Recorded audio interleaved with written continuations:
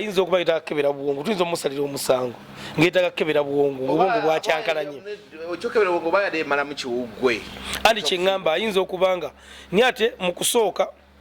nga Mufulidi amaze okufa yasooka na postinga Davido oluvannyuma lw'okumala okuziika muganda nyo wesibe nnyo ku kyakuziika muganda we kituufu yadde ava kuziika naye abantu kyekituufu kale tugendera awo era video jajuwa ne Ibula agiteekera abantu bagirabe yadde ava kuziika kyekituufu Katonda yadde akungubaga Pallaso n'abazungu beeweereza naye mufo ky'okwetonda ensonyi azifudde busungu tonaawuliza bigambo ogumusalidde mbuuziza nti mufo ky'okwetonda ensonyi azifudde busungu tugenze okukera ku makya olunaku olwaleero abatulaba nga social media ekutta akati omuzungu ng'ava France yakedde ku makya n'arecordinga ye zagamba zabadde 5 am awo ziba saawa 11 ez'okumakya ndowooza tuba tuli addaako Pallaso n'alyoka asimbula omuziki omusajja n'akubira poliisi n'agireeta city oli adde mu bya black kaliko amayinja 3 n'amusitula n'amuleetewa Pallaso nti ono tesobola kwebaka yadde empeke y'otulo mwe muli mu ndongo bwe muva mu ndongo nga mumaze okukuba ebidongo byonna gye muba mulaze kigwa kityo vibe mukiba mukyalina mpitirivu Pallaso bali bava kuziika kituufu ewaka ayinawo studio waali kangu bwe makulagiridde omanyi ebbunga awali hoteli gye bayita Sajjoze ng'onootera okutuuka ku kiwete emunyonyo ng'ovudde ku kigo ky'Abakatuliki weyongere mu maaso katini kati waliwo hoteli bagiyita Sajjoze mabega waayo waliwo apartments wasula gye yazimba ate gabi waliwo apartments kwasula so kati omuzungu yalese poliisi ng'oli ali mu kubaleekaanyiza beekozeemu omulimu ba neighbors ne bagamba mbuno eweeru no guba musango gwa ddala andi wano si bweru eno Uganda simanyi ekololo bagoba ragadi ne bamutwala ne mu kooti nga bagamba ebbalaalye lye bali bayita big mics lali liwuganyiza abantu munyonyo bazze babikola buli lunaku bagisaawo cubana lwebyo one kafirimu kenala bagenda coming to America Eddie Murphy akamoja kudirisa naga good morning my neighbor banyide bya mu Africa olina mugamba so kakati ebintu ebyo bizze oba nsoke nkuwulizemu ku bigambo ebyayogeddwa abazungu nga beweereza nga ne Pallaso n'abazungu beeweereza nena mufo ky'okwetonda ensonyi azifudde busungu tonaawuliza bigambo ogumusalidde mbuuziza nti mufo ky'okwetonda ensonyi azifudde busungu omusikale yazze Pallaso ekyasinza omalako abantu egundi manya alatuuliza No, you don't do what you want. There are rules. I do what I want, bro. No. I do what I want. No. Yes. I don't do what I want. Even in my country, I don't do what I want. In Africa, I do what I want, bro. I'm Uganda. I do what I want in Uganda. When I leave Uganda, they say, no, it's okay, you can record it. kyamuga ekituufu mu Uganda mutakola kyayagala But in Uganda, when I go out of Uganda, I do what they want. kola So if you want kyayagala to be polite with me, you can. So you make the law in Uganda? See, I'm the law. Oh, you are the law, okay. Yeah. yamubuuza gumateeka ko Pallaso yenze mateeka Okay. ensonga zino muzibeeranga mu aleese abadde amutwalidde olya ti You're a fool too for screaming like that. awo olunaku wemula okitegeera kati nina kyesitategeera eyo vidiyo nkulazeeko kitundu eyokubiri yino There's nothing they can do, bro. yaga ne Unless the way you're talking is respectful, and we can respect that. I don't know. I mean, it's not my country. It's not my rules, but In France, when I go there, they treat me like shit as well. Or But I'm France. not telling you that. But I don't complain because I'm in France. When you come to Uganda and we eat dogs, you better start eating some motherfucking dogs. And stop thinking you come to Uganda and run Uganda, then go back to France. I even need a visa to come to France, bro. You requested the visa on arrival or on departure. When I'm going there, all my homies can't even go there and enjoy it. And you're here, you better learn to enjoy it, brother, and respect the natives. We make the rules here. Ain't no other person coming anymore to change the rules around here. Come on. Yeah, man. zono No apartments shit. bapangisako opangisa agambye yakola amateeka gaawo naye apartments zize waba agenti yakola amateeka gaawo zikiruka okuba nga zize njagala tubeere specific eri abantu abatulaba. Gumanyina nyinizo? Yes, I do. Omanyina nyinizo naye lwakuba ndi kati kyendabyemu ekyenjawulo ekisooka kyabena Pallaso yakumala okuziika muganda we ndowooza olunaku lumu emabegako. Kakati oluvannyuma lw'okuziika ndowooza omuntu yandibadde mu nnaku oba bw'atyo ye bwakungubaga. Ekyokubiri nti omuntu si kirungi kumalako baneighbour ddembe lya buntu kuba omuntu osobola okuba music gasokemusalemu ekirimi katini kuba bw'otunuulira vidiyo nga tujanalizinze ku balkoni ye kwabaddeko abantu abasukka mu abiri kitegeeza yabadde pate ebadde balinayo pate oluvannyuma lw'okumala okuziika muganda nyo weesibe nnyo ku kyakuziika muganda we kituufu yadde ava kuziika naye abantu kyekituufu kale tugendera awo era vidiyo jagiwa ne Ibula agiteekera abantu bagirabe yadde ava kuziika kyekituufu katonda yadde akungubaga kandoza n'enkungubaga yakyuseemu yadde asanyuka awo yadde asanyuse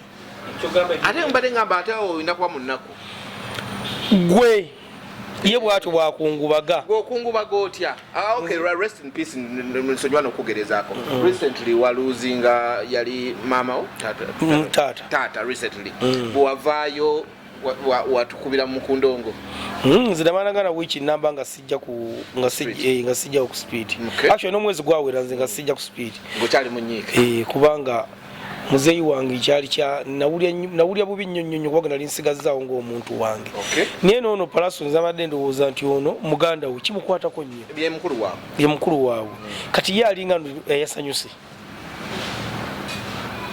yasanyuse kubanga obanga wakava mu kuziika olunaku lumu n'okuganya ttiimu ne mukuba endongo ate omala okukuba endongo banibawo ne bagamba nobagamba nti mu nsi yo gwe mateeka okkiriza okukola kyonna kyoba oyagala mbasi kitegeera mpozi ayinza okuba yetaaga kukebera buwongo tuyinza omusalira omusango ng'etaaga kukebera buwongo obwongo bwakyankalanye andi kyeŋŋamba ayinza okubanga naye ate mu kusooka nga Muffu amaze okufa yasooka n'apostinga Davido yasooka n'apostinga Davido era n'abaako ebigambo byamuwerekereza kakyesi n'akutegeera oba bali bamaze okumubikira muganda we nti afulu bayita n'akutegeera okupostinga Davido bali batandise okungubaga kakati awo nawo kabonero kanjawulo okubanga muganda waafudde ayina opostinga Davido the same time omaze okuziika ate okosa house party kubanga toyinza kuba nti eza apartment bakkiriza mu lumu okusulamu abantu 10 tekisoboka ate ne Pallaso nga Yesu nsuubira okuba nti alina omukyala eka tayinza kubanga akuŋŋaanya omuyolero gw'abaana bonna n'agwetikka kitegeeza olwavudde eri n'agamba omuntu katowoleko wano kakube ku ndongo ekintu kyokozeseza Devi olaga nga agamba mbuno yadde nga yetikula omugugu ye nkubikolwa bye Devicom nkulaze vidiyo eno omusajja ono omufaransa njagala mukulage wafaanana musajja mukulu ali muno mu Uganda avuga bugaali akola ki atambula ensi ez'enjawulo ng'avuga kagaali be bayita ba-explorer atigenda alambula ensi naye nga abiteekayo alage tali mu kuwandiika tali mu kola documentary ya Uganda oyo kati si ya Uganda yokka badde mu nsi ez'enjawulo bamanyi bajja ne batambula kati nga nogera mu kifo kino nga akanambuleko ne weekwata so avuga akagaali alambulira ku bugaali naye ekisinza okuneewuunyisa Devicom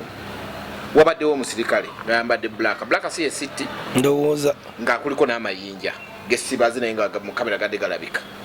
n'omusirikale bamugambiddemu nze mateeka omusirikale bagamugyeko anti oluwagamba nti ye mateeka alina ensonga lwaki yakyogedde Pallaso ayinza okuba nga asoma amateeka kati obanga eddeyo n'asoma amateeka ng'agamanyi era ng'akimanyi bulungi kyali mu kukola tekimenya mateeka wadde examples eziwerako byegamba byebituufu oluwagamba nti ye mateeka kitegeeza amateeka agamanyi lwagadi omumanyi jejjelagadi omumanyi mu gavumenti eno lwagadi engeri amaanyi ge ebbala lye baaliggala ekkololo big mics lireekanira abantu bamugamba buli kiro ng'esindogoma mu mateeka ga Uganda eba noise pollution ne bagigana bamutwala mu kkooti ya KCCA. Ekirungi kya Pallaso kyayina tompangisa tabala wuwe kati ono agenda bono bamuwonye okujjako ng'ali wuwe kati jajjalagadi bamugaza bbaala ono kati asibamu Chubana bagigalira ki mbusimanyi kulekanyiza bigundi bidongo kati noono ono agenda alabika ali ku ttaamu agenda mu maka ge kati omanya apangisa musengukasenguka nnyo leero obeera enaalya lulina obeera ekireka lwobeera ekasangati n'obeera ebuwambo kati agenda kweyongerayo wala ono kati agenda kuvaawo kubanga ebyaddala ekintu kyakola ekyo si kituufu neibawo kati ate ye ensonyi yazifudde busungu yoyo omuzungu ensonyi ye yazifudde busungu ate ankopi y'omu ku bayimbi abadde bakyalina ku mpisa n'ensonyi lwaki yalanse okuweebuuka oba tugambe nti okufa kwa muganda we kwamutabangudde obwongo ayinza okuba nga ono omwana okufa kwa mukulu we obwongo bwakyankalanye naye ye muvubuka abaddewo nga talina nnyo tabba okuva ku saka ziri ezamugwako ezaali eza alien scheme kuba ndowooza abadde yayigamu okusiza ku byamugwako ekyokwenda ensobi gye yakola supasita teyeetonda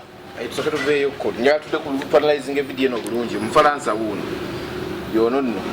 yagudde mu mbiza Pallaso yoyo temuvubuka muto naye tebabitegedde oba muto oba mukulu kati awo ali mu Falansa wana ali mu Uganda akulaga gundi Uganda woboze wosobola okubeera biki kitegeera Pallaso ayinza okuddamu okuyimba ebweru kino tebayinza kumukugira eri waabwe ndoze Falansa talina budde bunagenda France no ngamba ensi yonna bayinza okwekwata ne bagandi mu America akantu akataddeyo 4 hours ago Omufalansa yakataddeyo yapataddeyo bubiri naye raba emiliyoni 10 emiliyoni emu tekanakuba miliyoni kali mu mitu 5 hours naye akantu likes zokka ziri lukaaga ziri kakaaga likes zokka likes we ziba kakaaga nga comments ziri comment bagamba batya okay tuyinza comment Mr. I never loved the Pallaso with nothing. See his behavior. Ono yagamba bannange. I never loved the Pallaso. Yet amwagalanga. Tuli mu comments bine bintu bye tugenda osoma wano si yaffe birungi ekirungi akutegeera.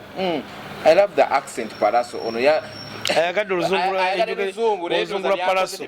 Timusanyusire ni accent yajagadde. That's why they keep dying every middle decades in a family. Pallaso next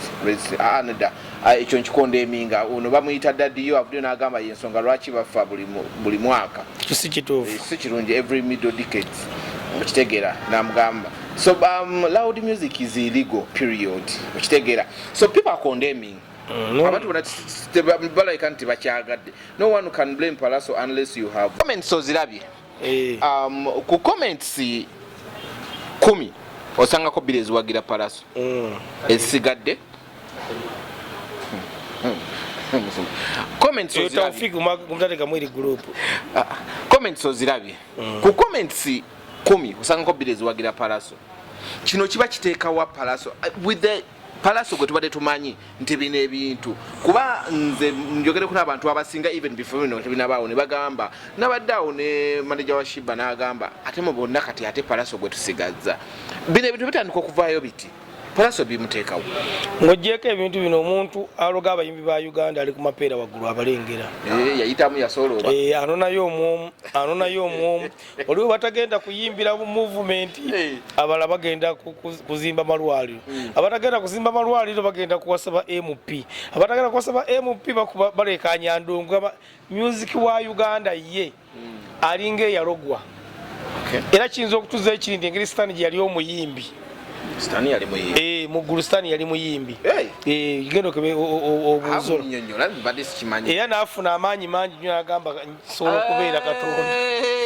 naye ndogo yamuwugula yali ayimba nnyo okwanamiriza n'agamba kati wano wentuuse anze mutonzi n'amugamba olimba n'amukanyuka wansi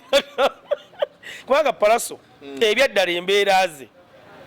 ye muvubuka abaddewo nga talina mutawaana siga nti oba atambula n'amatu nga bakuba abantu Pallaso nga n'oba ogenze wuwe muntu mulamu nnyo munyumya naye bwekubanga okufa kwa muganda sikwe kwaleese bino ayinza okuba kati ng'ebiragala byabatu maki naye agiramu kale gwogira kati waba tagira gwogira otherwise ngamwe bannamawulire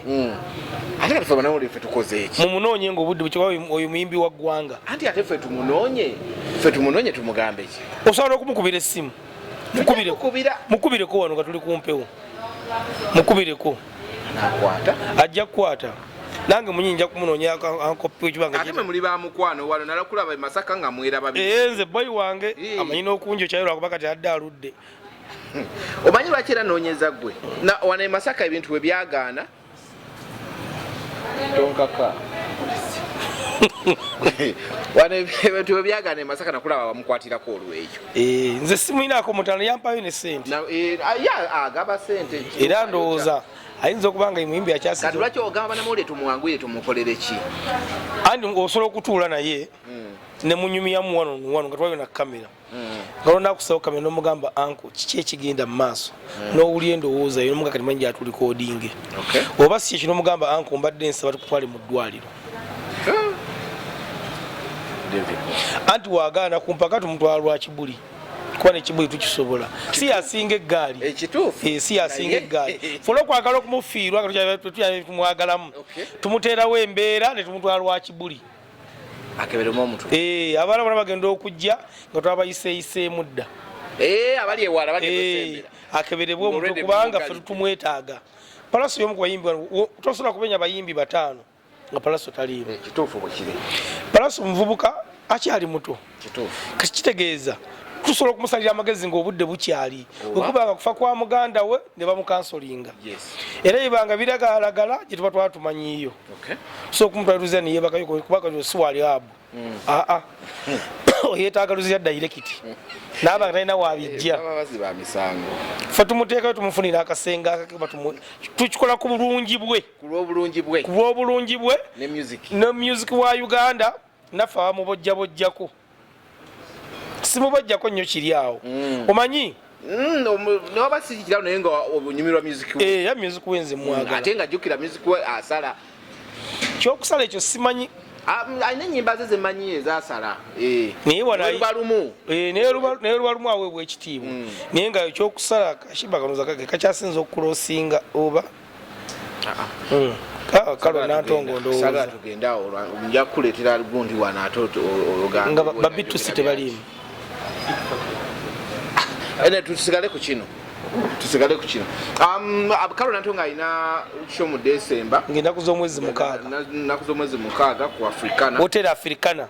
Hotel Africana ye concert yegenda okusookera ddala mu bulamu bwe bagiyita maiden concert kyekyoba concert ebesookedde ddala muluzungu bayita maiden concert analabisa Tawfik okwera okugjako ttaaga ndowooza aketalo kagenda kubeera abantu ng'ennaku z'omwezi 18 omwezi ogwokutaano Fefebusi ku Jahazi Pier naye yegenda okusooka ye maiden concert yamusooka kati ye aliwa ku bonna ate ani yakola omulala concert Kalo Kasita yamusooka kati then yakola naye yakola ku Marshall Ground yali etya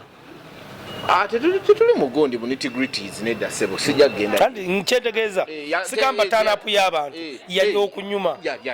kyembadde ate naddala session yabwe gye bayimba ababiri naye mukazi we byaddala awo omwana oyo siri musonyiwa abanga fiiki bwatu bwakoze nga August 3 zijja kuba lwakutaano then 31 zijja kuba lwamukaaga kati nga 31 tulina omukulu Jose Chameleone ku gundi ku Serena then nga 3 ku Hotel Africana tulinawo omuyimbi ekikolo genda kutabukira omuyimbi wange tulinawo omuyimbi Mudra the Viral concert naye esoosekedde ddala maiden concert nga 3 August Chameleone yaliwo nga 3 ku Serena ono wa 3 ku Africana Mudra ku Africana ani amugambye okugenda awo yegambye asobola okuvaawo alinimu masrobe ndoza masrobe yamututaddemu ekinyegenyege nze I just received a call ne bangamba tubadde twagala tutuule naye tetusinatuula nabo sinafuna budde ng'ennaku z'omwezi 10 omwezi ogwokutaano kuliko ti overage naye waali awo era babaŋŋambye nti babateereddewo baasi ezibajjayo eri mbona baasi ezo tusabe nnyo tezijjiramu nti Tukisusse. Basezo ogula ticket ofunako percentage ya ticket. Ogula booking a bus ofunako percentage ya ticket. Kati simanyi wokola ki? Bw'olinya bus towards nga ekivulu kigenda kutuuka ofunako percentage ya ticket. Kitegeeza ticket oba ogigulidde ey'ekivulu oba ogigulidde ku ki? Ku ssente zaaki? Sikitegedde bulungi. Bagenda zongeza. Sikitegedde bulungi. W'olinnya bus ezigenda embalala. Oba zivaayo oba zigenda. Obeerako ne ticket ey'okuyingiza ekivulu. Kati kye simanyi oba abantu abazirinnya abo abantu baate balina byakukola ndikola olunaku balina kujja wano. Lwakuba nti lweyigi munakuwalirako bambi Uncle Nobert we omutegesi era Uncle Nobert singa tafuna ssente mu gundi eyo agenda ku mapeera waggulu aveeyo ajenga mwanga nga kabaka mwanga batu afumita omutwe mu ttaka kakati mu byonna nate baŋŋambye oba onombuusaamu konti bamutaddeyo buteesi nga kifaananyi Nobert yiye ebyaddala basobola mpozi ng'oŋŋamba nti waliwo kyotegeeza twaliwo yalese ssente ekyo kiyinza okusoboka ng'ali mu gavumenti omukulu abadde nga amutegekanga muno adde nga amuwa mini concert mbu Alex Mwanje erinnya gw'olyogedde Alex Mwanje akyalina ssente z'okuteeka omuyimbi kati yayiika evviivi gwe yajjanko ssente yamukwata ku nkoona naye nze ssanyu lange ejji nga afunye abantu nange era nkyogera njuje ku ntobo ya mutima gwange